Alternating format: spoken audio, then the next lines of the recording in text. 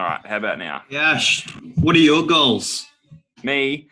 Okay, so Yeah. I break mine down into, I guess, 3 areas. I go business, personal, and performance. Do you really want to know what my goals are? Yeah, just to make sure that we're not missing anything. I don't know if you really want to. You really want to hear this. Can I just tell you my? Can I tell you what? Can I tell you what I guess my performance goals are rather than all otherwise? Yeah, that's fine. You might get a bit offended with some of the other ones. No. But yeah, I'll tell you what. I guess. Well, I'll tell you sort of one on each one. So like I guess personal big one is for me is like more of a social life. So trying to go to like two social outings at least a month is like my starting point.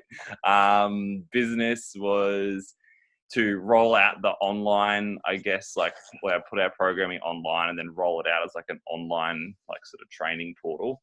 And then performance is 120 kilo squat clean. So there you go. Very cool. Very cool. I put about 3 or 4 in each category. That's how I sort of break it down. Yeah. Yeah, not everyone has to break it down that way, but I've just found that works for me. So yeah. All right, let's get into things. So you guys see that screen? Yes. Yeah, okay. Thanks. Just need to make sure I've got this on record as well. Yeah, it's on record. Okay, cool.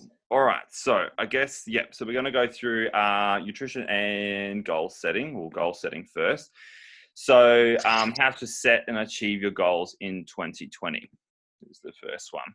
So initially, so I guess take time to reflect on like 2019 is the best place to start. So like what worked well last year? What were your biggest challenges? What did you learn about yourself? What did you want more of? What needs to be left behind? And when we can clearly, I guess, see the impact we're having on our lives, we have a choice to either keep doing what we're doing or to change the course of action. So yeah, I did that at the end of last year. I reflected on like 2019. I wrote down, I did 5 areas, and I did a live video on this as well. Hang on, I'm just going to pull it out of my notes. 2019 review. I did somewhere I traveled to, lessons that I learned, and then most treasured memory, and then biggest goal that I achieved, and then I summed up 2019 in 3 words. So there was like, I guess I did a few under some of them, like the somewhere you traveled was obviously Europe, and like lessons I learned. I can't remember what I put there. Treasured memory was, one of them was like definitely like the Christmas party. That's always, I guess, like a really, for me, I find it's a really like good memory because it brings everyone together. Biggest goal I achieved, it was obviously a few different areas, like bringing on, I guess, like staff was one big thing for me, like hitting a 200 kilo deadlift. And then sum up 3 in 3 words was hard work equals success. So I sort of did 4 in a way. But if you put a symbol instead of the word equal, then it's gonna be more 3 words. So yeah, that's how I sort of, I guess, reflected on 2019. So that's a good place to start. If you haven't set any goals, it's not too late to reflect on last year. We're only 14 days into the new year. But yeah, so I guess outline your goals. So without clarity on your goals for this upcoming year, you are on track to, I guess, repeat last year if it wasn't a great year. In other words, you must effectively set goals that bridge the gap between your values and actions. So for example, if your top 3 core values are family, adventure, and money, so that's like similar how I set like performance, business, and personal goals. Then your goal must, I guess, then the goal you set must address these 3 areas in some way. Setting goals in this way means you will be more inclined to follow through with your intentions, even when there's setbacks or challenges arise. So does that sort of make sense? Give you a bit of, I guess, like a starting point on goals. Yes, no. Yes, No that's one good really to said say, anything. Yeah.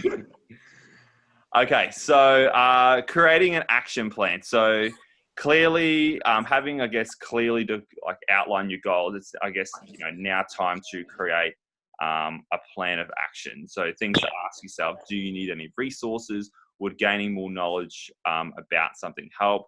Do I have anyone that could support or guide me to achieving those goals? So setting, I guess, take it back one step, I guess, with setting your goals is like using, you could do like, say for you guys, you might go like your work life, like your health and fitness, and like family life, and you might set, I guess, goals underneath them. So just for an example's sake, I'm just going to pick this really randomly out of the sky. Say you could have a work goal of asking your boss for a pay rise or something like that. Health and fitness could be to, I guess, attend, consistently your classes each week and like track your nutrition. It could be as simple as that. I can consistently track your nutrition, as in like maybe like doing it once a month or doing it every week. And then like family goals could be, I don't know, spend at least 2 hours a day with your family or something like that. That's just example. So it gives you a bit of an idea. So like a starting point. So if you have categories, it makes it much easier to, I guess, actually set goals, if that makes sense.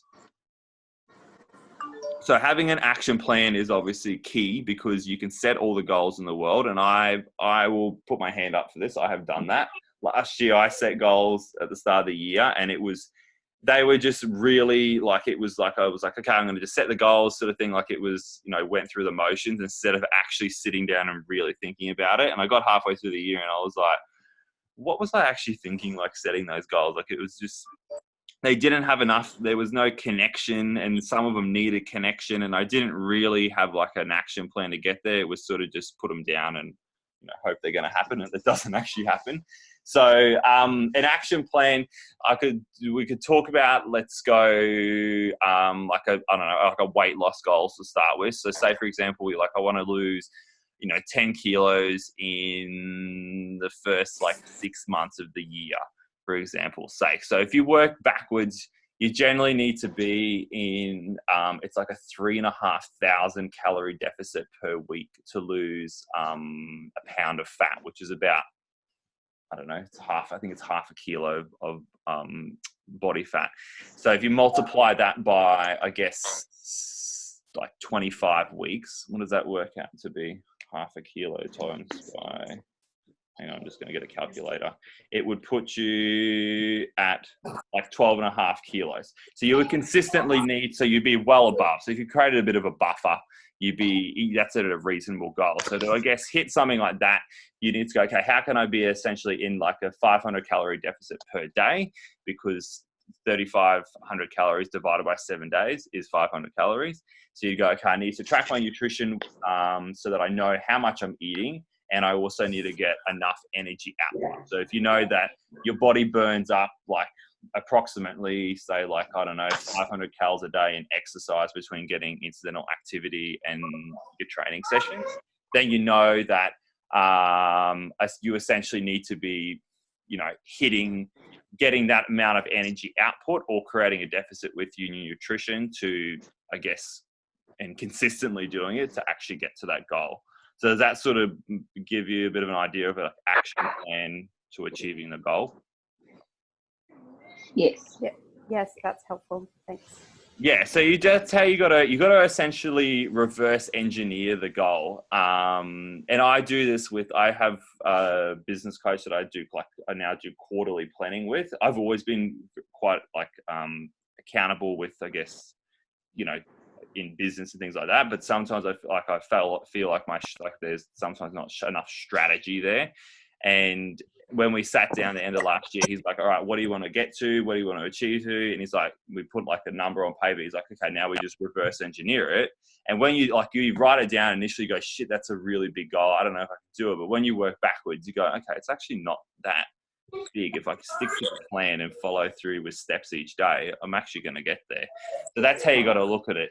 And like, for an example, something like a one for like family could be, you want to spend 2 hours, I guess, a day with family. You might go, okay, I'm going to do half an hour less work at night, or like half an hour less on social media or something like that, so that you've got more family time. And you could start it off going like 10 minutes less each day, and then slowly build up to it. And you can also use that format. Say you're like, I want to be a person that gets up in the morning and trains, but at the moment you hate it, you don't want to do it, and you find it so hard to do. You could reverse engineer it, where you go, all right, I normally get up at 7:30 in the morning, and I want to actually be able to get up at 5:30 by I don't know, April sort of thing. So it's essentially 120 minutes. So you would need to be getting up consistently 10 minutes earlier, like each week for 12 weeks, to then get up 2 hours earlier. So it's sort of, when you break it down, it's actually quite simple. But if you don't break it down, it can become an absolute nightmare. So who's got an example they can give me that I can help, I guess, like give them a bit of an action plan?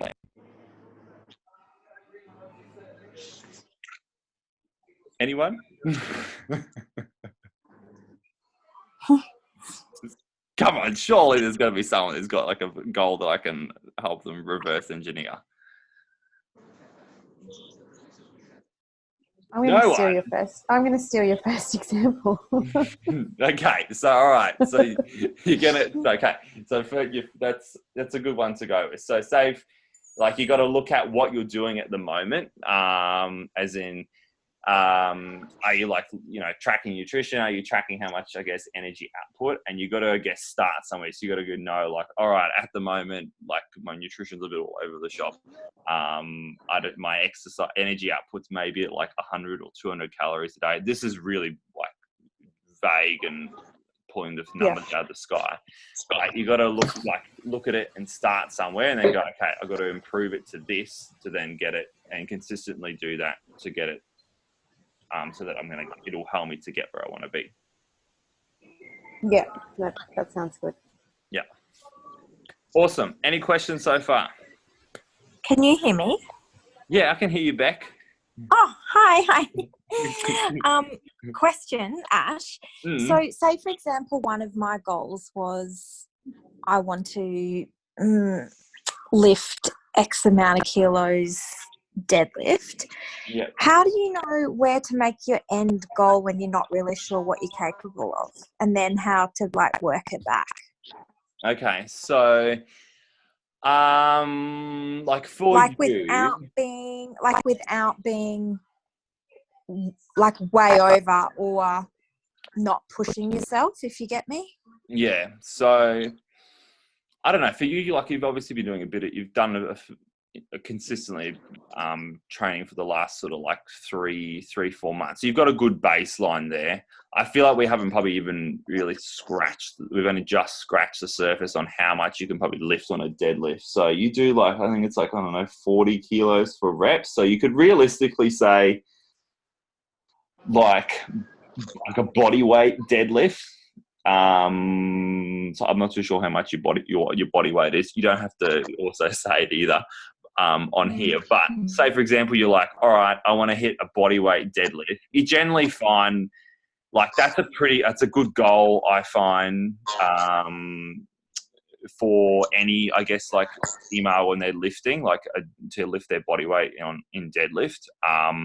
So yeah, you could set it at that and go, all right, at the moment I'm sort of doing 40 kilos for reps. I've got X to go if I want to just do it for 1 rep or maybe 2 reps. And then you just have to, I guess, reverse engineer that number. So say, for example, it's 30 kilos off.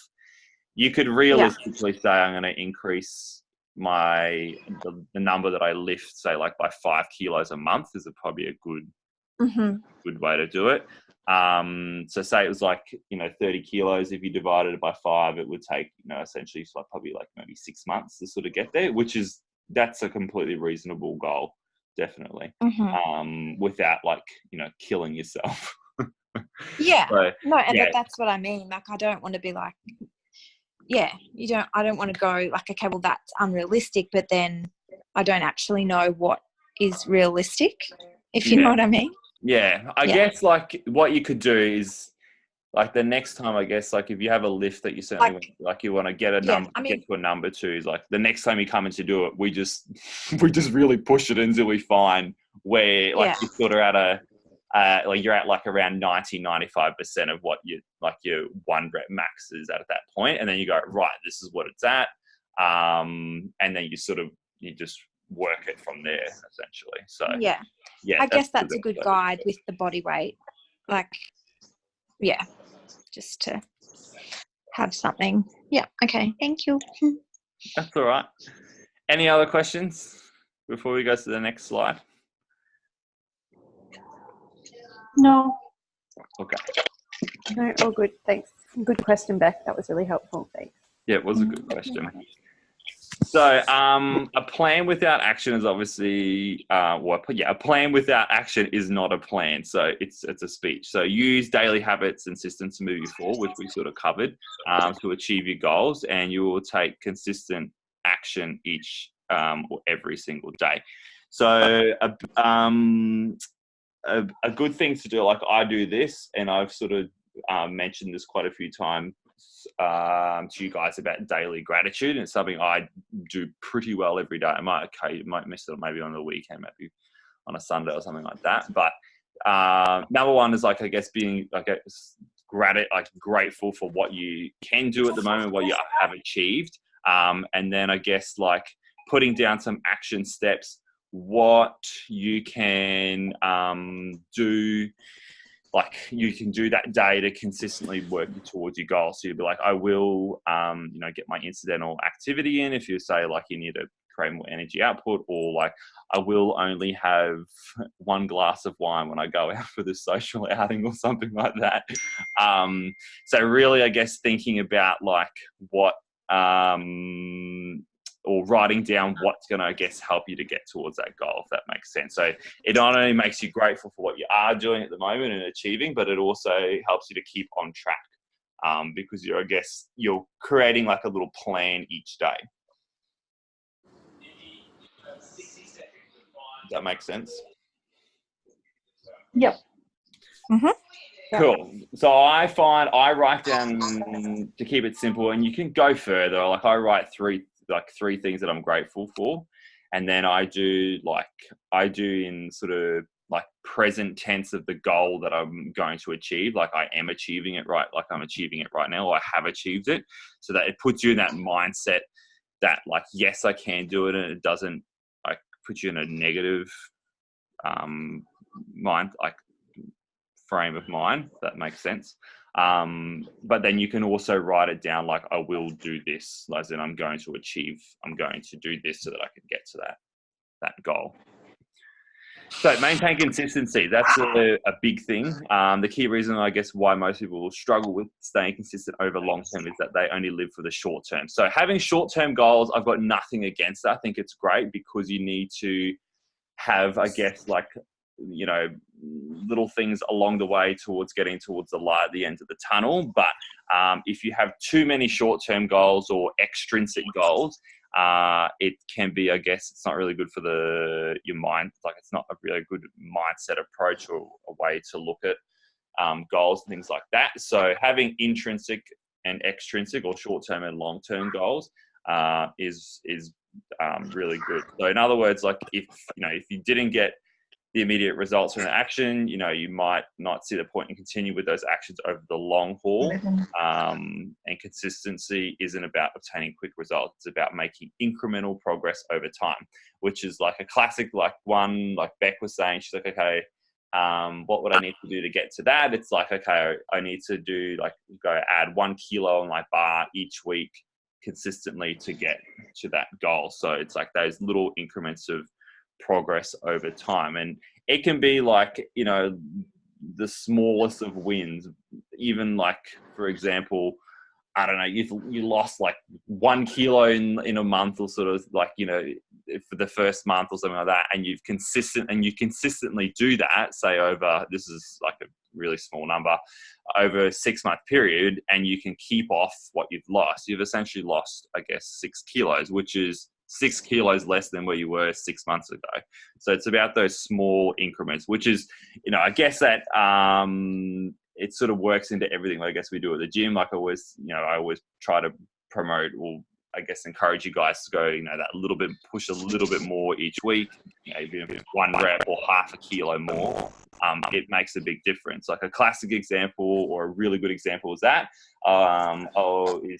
Sarah, one of the girls that trains really early in the morning, December 2018, she did a deadlift at night. Her 1RM was 90 kilos. And that was just like on a pure deadlift day. It wasn't with anything else. And then 12 months later, she did 115 kilo deadlift. And that was with the French powerlifting, where you do the 1 rep max on the squat, the 1 rep max on the bench press, the 1 rep max on the deadlift, which is actually harder because you're a bit more, your central nervous system is a bit more cooked. And obviously your muscles are a bit more cooked as well because you've done a squat as well. So that's a really good example. Like she consistently was putting on like incrementals of probably 1 kilo each week. And it was 25 kilos across a whole year. So essentially like, I don't know, 2 kilos a month. Is that right? Yeah, 2 kilos a month. Yeah. So that's a good one of incremental progress. So keeping yourself accountable, holding, I guess, yourself accountable means being honest with yourself at all times. It means refraining from indulging in pitfall excuses. We all fall into those excuses. I will admit that as well. I'm not perfect. That I guess will take you off track. So it also means avoiding an all or nothing mentality. So like that extrinsic goal mindset.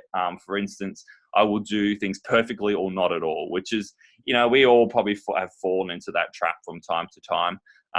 And this is like a thinking pattern that has like a derailed, more goals than, I guess I can probably sort of care to talk about. I've seen it over time.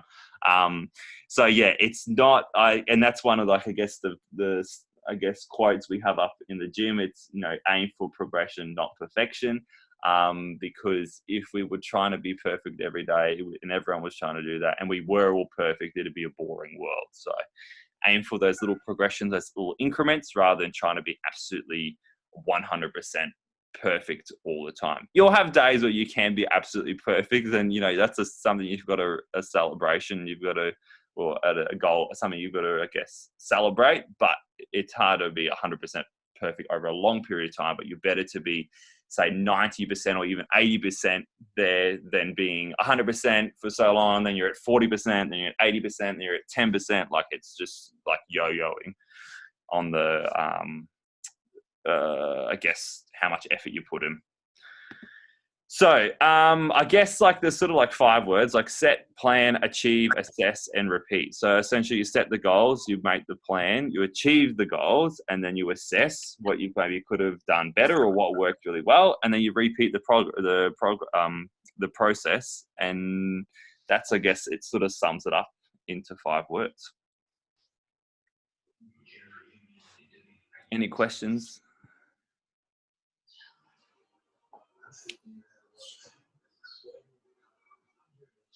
No.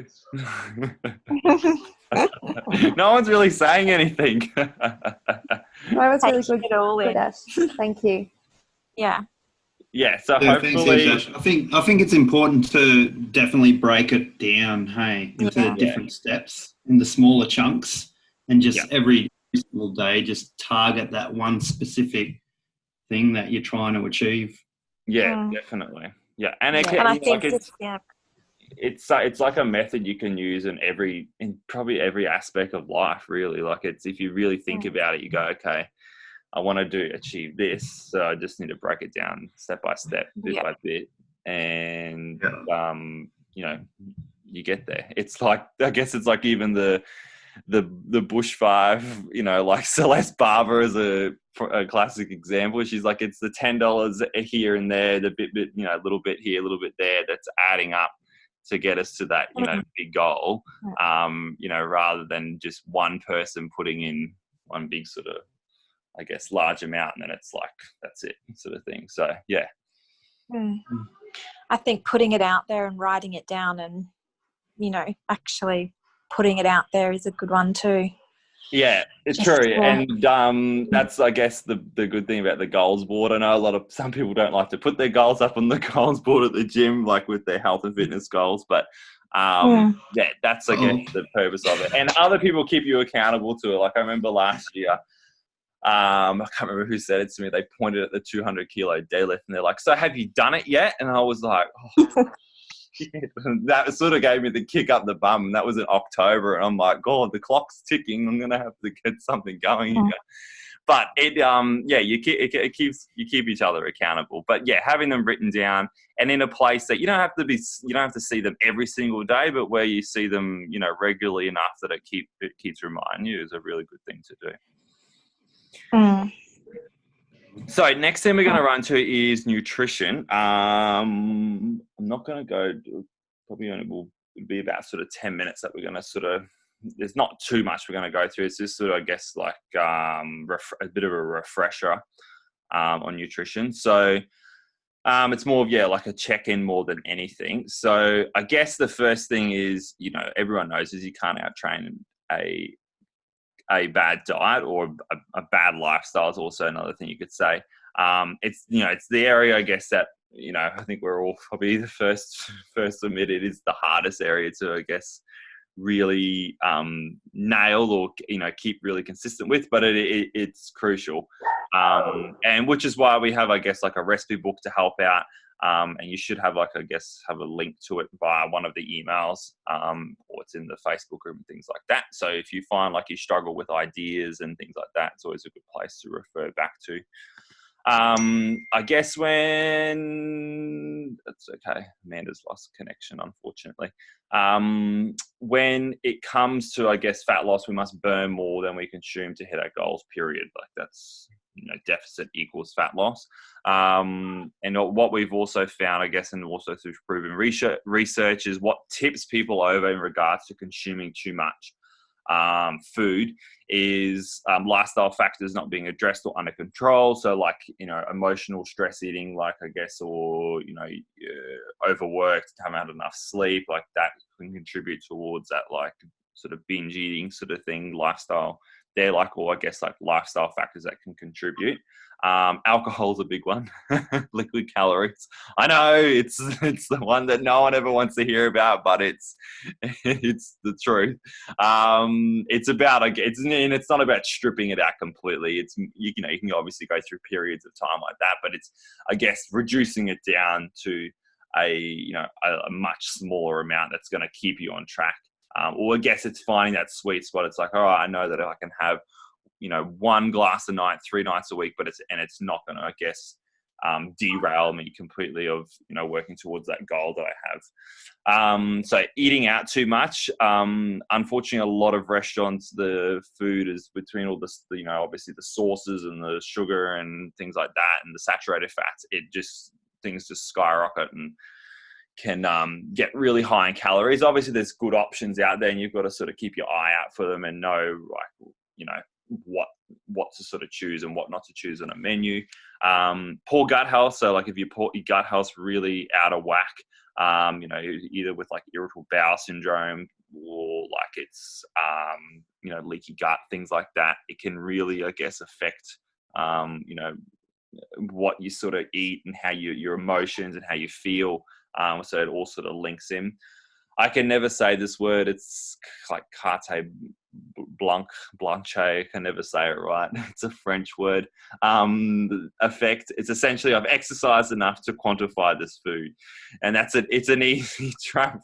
Like we can sort of fall into it. It's like, all right, I've trained really hard today. I deserve to, eat this. And it's like you shouldn't really, you should exercise because you should be grateful, I guess, what you can do and exercise and not look at it as a form of punishment. Obviously, you need energy output to create a deficit for fat loss, but you shouldn't fall in the mindset of like, okay, I went out last night and ate this. Now I'm just going to go and thrash myself at the gym to sort of counterbalance it, because you just end up on like a yo-yo and it creates a bad mindset towards nutrition. Any questions so far? No. Cool. So the first 2 big ones I guess you got to look at before sort of going, all right, I'm going to hone in and look at my nutrition and reduce calories here, or follow this plan. Is I guess your water intake. So you should be aiming to drink 0.033 liters to every kilo of body weight. So a 70-kilo person who trains for 45 minutes a day should drink approximately 2.3 liters per day, and also keeping up your electrolytes through salt on food and also coconut water is really good ways of keeping up your nutrition. I mean, keeping up your electrolytes because you can actually dehydrate yourself by drinking too much water because you push all the electrolytes out of your body. Gut health, so I guess is the digestive system is a pathway starting at the mouth, ending at the anus, is responsible for breaking down the foods we eat, extracting the nutrients needed, and then eliminating the waste. So our guts need a balance of good and bad bacteria to work optimally. And the problem is, I guess, poor food choices, viruses, parasites, caffeine overload, high alcohol consumption, antibiotics can cause that damage to the gastrointestinal tract, which leads to an imbalance in our gut bacteria.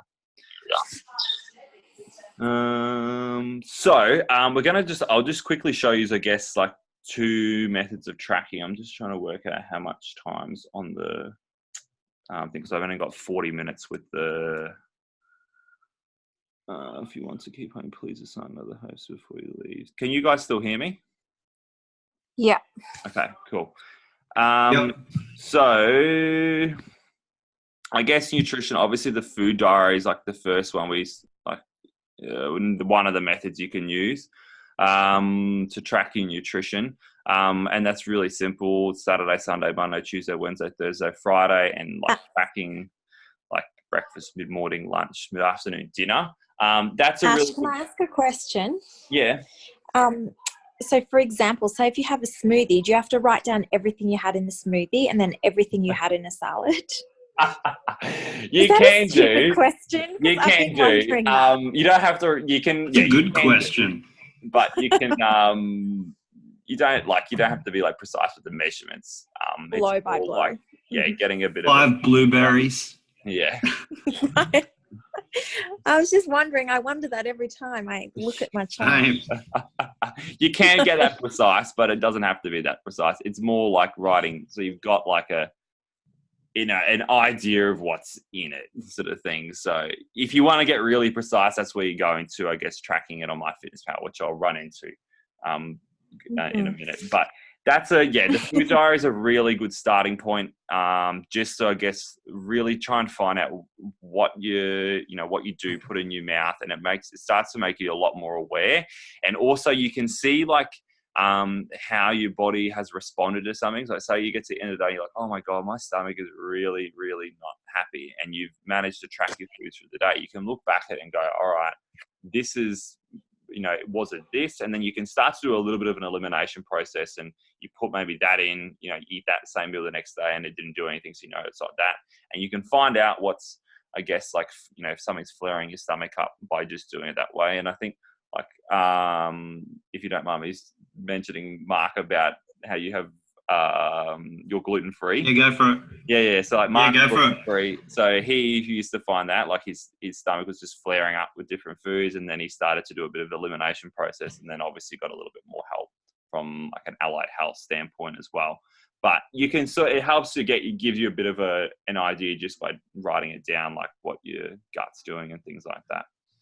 So the food diary it's located in the Facebook group, but I think I've sent it out. It's been sent out through emails and things like that. If you need another copy of it, I've got some printed off at the gym, and you can just grab one there. If not, I can email it to you. And you guys can get started on tracking for 2020. Hey Ash, do you do like lemon water and a bit of sea salt or anything in the mornings? Like, do you have any morning ritual type thing that you do? Yeah, what do I do? I put lemon and water. Yeah, I used to do apple cider vinegar, but it was ruining my teeth. Yeah. Oh, really? Apple cider vinegar was? I went to the dentist and they lost their mind. They said no apple cider. Yeah. Wow. That stuff's magic. Yeah, it is good. You can drink it. I shouldn't say that. It's bad. You can drink it. You just don't want to. You need to rinse your mouth. Yeah. Actually, after it, yeah. All right, I'm probably got only about 2 more minutes on before this cuts out. I can restart it, but it's better just to keep it all in one webinar. So I guess using MyFitnessPal is another way to track your food. And I've got a video on this, I think, on how to do it. Whoops. And it can be done using the app, or you can do it on the desktop version. Depends on what, sort of works best for you. It's pretty straightforward. Like, you literally add what you've eaten, and you can add in the weight of the food and things like that. Like, you can see that I've got like some previous ones, like bread. You can add it, change what it is, one slice, things like that. So yeah, that's pretty basic. If you need a bit more of a hand, like you like doing it that way, I can just shout out.